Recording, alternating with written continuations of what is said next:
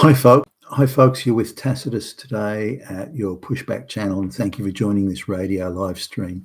In this essay, I'd like to talk about a number of conflicting claims or contradictory claims that are coming out of the globalist-controlled mass media and the globalist-controlled Western political class. There's claims that nobody wants. This is in the West, in all Western countries, it all happens at the same time. Must be just coincidence, I guess, that workers, nobody wants to work. And at the same time, there's historical lows of unemployment. So unemployment's very low. Some places are claiming it's 2 or 3%. And also that business owners and companies just can't find workers. They're advertising their asses off, but no one's applying and nobody wants a job and so on. Now, at the same time, there's claims that really inflation isn't that bad, it's no big deal, and the real purchasing power of the wage, the Western paycheck, is in fact increasing rather than decreasing. So there's a number of contradictions here. So let's just look at some of those and see if they stack up. Now, I'm talking to a few factory managers and managing directors of companies that are running factories, and particularly in the cities, they're claiming that they are advertising and no one's applying, or they're not getting enough applications, or the applications are so bad that they just can't employ the people who are applying. People with handicaps, that sort of thing. So all right, then, well, let's look at that. So talking to a couple of them, but talking to one saying, well, have you thought about what sort of wage you're offering? Well, they're offering the absolute minimum wage in that job category. So say, for example, just using round numbers, the minimum wage there is $100. They're not deviating from that one bit, not one bit. It's $100. That's all they're prepared to pay. And the attitude is that they don't have to compete for workers.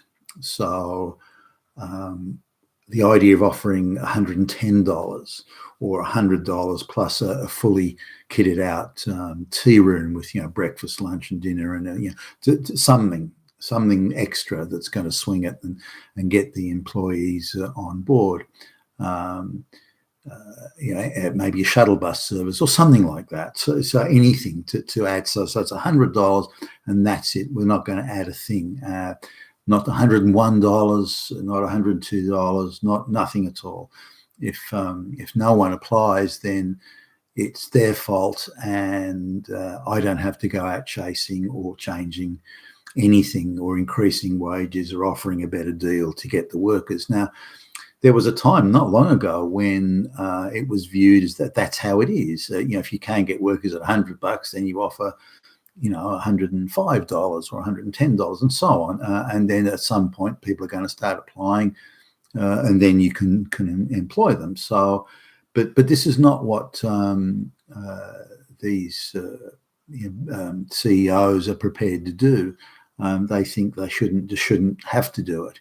And if workers don't apply at $100, then the government must and should bring out peasants from the third world to come and work in well, in this case, Australia, but it could equally apply anywhere in the Western world at the moment. So I tried to sort of pursue this and say, well, why not? If you need workers right now, which you do, and it's slowing down production, or you're having to other workers you're having to pay them overtime rates and that sort of thing.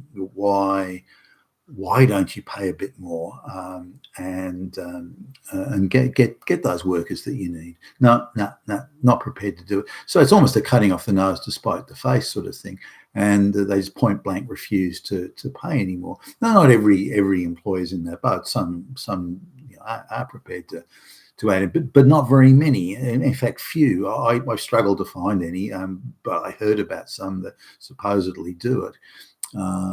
And it's not that hard for, some of these people are paid very low wages to begin with.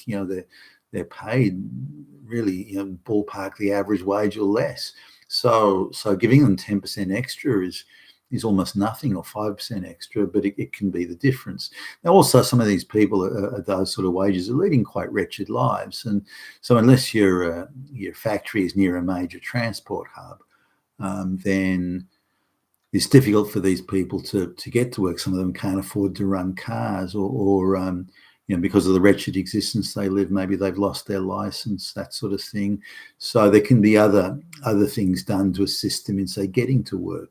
Because some of these people, if they travel a distance to get to work, the cost of the traveling to and from work can eat up, a decent size of their paycheck. So there are plenty of things that could be done, and I tried to suggest, okay, no, fuck them.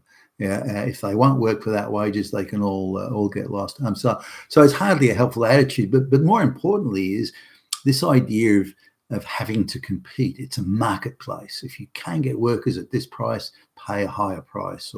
And it's the same if you want to buy products and so on. But there's just no appreciation of that, no understanding of it, and no preparedness to do it, which struck me as insane. But there you go. Now, so it's not a case of worker shortage. It's a case of there are certain sectors, of the lower paid sectors of the economy, that refuse to adapt and adjust to having to compete for workers. That's the thing. They want a big surplus of entry level monkey see, monkey do workers type thing, and they're not prepared to, and don't see why they should and won't pay any extra or offer extra benefits. Now, like I spoke to a guy that owned, quite a decent size sort of cafe restaurant type thing, and what he's done is he's offering people free breakfast, lunch, but he's in the food business, so it kind of isn't that big a deal. To him, it's not that big a deal. He doesn't like doing it, but he's done it to get workers in. So that can save somebody, I don't know, $15, $20 a day or something like that. And if you're on a low wage, that's kind of a lot of money. So that's what he did. And he claims as soon as he did that, people were applying, and then they told their friends, and he had more people. So now he's got plenty of people and people sort of waiting in a queue to come and work there. So it goes to show you don't have to do that much to really make a difference, because when people are on those low wages like that, even a small amount can make a difference and can be seen as a help to those sort of folks. So now, coming on the matter of purchasing power. Now, purchasing power is in free fall, but the elites aren't prepared to admit it and don't want to talk about it. And to whatever extent they are prepared to talk about it, they say it's Putin. Putin did it. Hitler.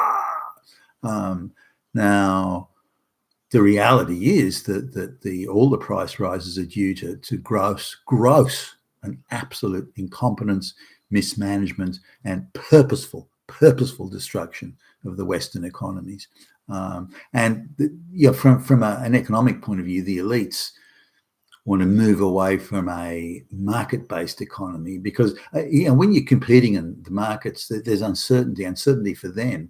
They want to remove uncertainty for themselves. They don't want any uncertainty, so they're moving to a sort of a state capitalism model where there's the elites all have oligopolies, monopolies, and cartels with fixed returns, not fixed prices, but fixed returns. So they want a guaranteed profit return without risk to themselves, and any variables in price are inflicted on the population in order to guarantee the outcome for the elites. So that's the way they're running at the moment. But inflation is rampant. I often go and get the weekly groceries and so on, and some of the there's hardly anything I can think of that hasn't increased in price by between 15 and 30% in the last few months, and some of those price rises, they're getting ahead of the curve, so they're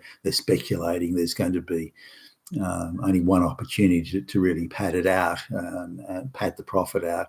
Others are 15%, 12%, but generally it's gone up just in the last few months by 20%. But the way they count inflation now is to say, well, people change their spending habits, which is partially true, but change their spending habits. So if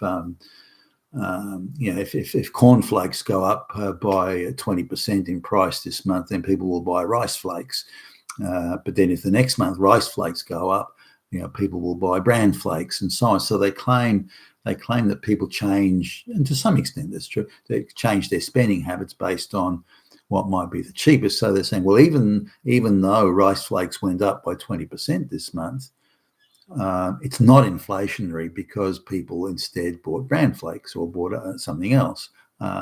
So therefore, it's not inflationary. Now, so if you get bran flakes go up one month, rice flakes the next, corn flakes the month after, they can all have gone up by 20%. But based on the modelling they now do, they'll say, well, that has no inflationary effect because people change their spending habits. And this is, of course, is absolute utter nonsense. What it means is that entire class of product went up by 20% in price, but because they play around with alleged different spending patterns and habits, they can falsely claim that there's no inflation because of it. Now, there are things like say petroleum, gasoline, that's universal. People can't change from that. They can say, well, I'm not going to drive the car, or I'm going to take public transport, or whatever. I'm going to ride a push bike or something. So they can change habits to some extent, but it is a universal hit on everybody, and also all across. The knock-on effect, for example. Truck drivers that transport food and groceries around, that they've got to pay that extra fuel cost and so on. So there definitely is an inflationary effect there. So they kind of have to count that sort of stuff, but they still model it down, and so they're less. They're quite disingenuous, really, on the effect all that has. So we're just putting it, or moving now rather, the last factor of that there aren't enough workers, and therefore more workers have to be brought in.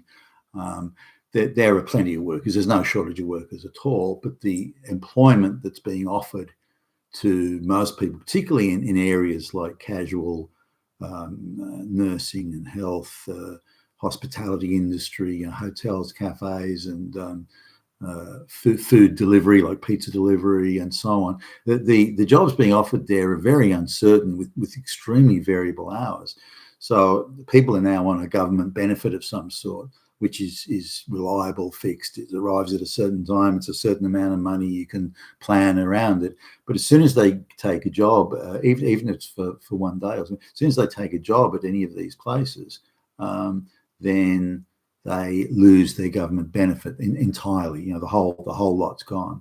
So if they deliver, say they go to deliver pizzas, and that they arrive, and then 2 hours later, the manager or the pizza place owner says that they don't need them anymore. They say, okay, off you go. So you go home. So they've only got 2 hours work. Maybe they're going to get $40-50 or something. I don't know, whatever.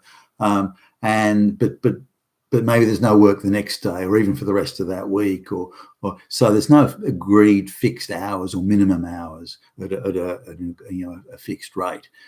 So a lot of these jobs don't offer that. So people have to go off their government benefit, and only for the so it's very high risk to take such a job and such variable wages. Now the sort of people that would take that work, whether it's unemployed people or uni students or whatever, they're not prepared to drop the benefits they're on for such an uncertain and variable outcome if they take a job such as pizza delivery or at a cafe, or whatever it might be, or hospitality generally. So because of that, because of the way the industry wants to structure their employment systems and procedures, they're scaring workers away, and so that they're left with wanting third world workers who may live 20 or 25 to a 1-bedroom or 2-bedroom apartment. And because of their pooled resources and communal living, they can afford to live with that sort of uncertainty, and maybe don't have access to government benefits anyway, given their recent arrivals and living communally like that. So that's how the third world peasants are able to come in and theoretically replace the local folks. Now, if the industry would offer, so we'll give you a minimum of 25, for example, we'll give you a minimum of 25 hours a week at this rate, and plus you get to keep the tips and so on, assuming the work is any good. I mean, if they're no good, they get fired, I guess. But that would be a key way of solving the problem. People would then happily come off benefits and go to work, government benefits, and then go to work. But again, they're not prepared to do those sorts of things, and don't see why they should. And it comes back to this attitude of competing. The West has completely lost its attitude about we have to compete for labour. We have to compete not only for workers, but for the higher quality workers. There's still some competing for the higher quality workers, the super knowledge intensive and that sort of thing. But even that is so torn to pieces now with race and gender quotas. Even that's pretty much gone. You've been with Tacitus today at your Pushback channel, and thank you for listening.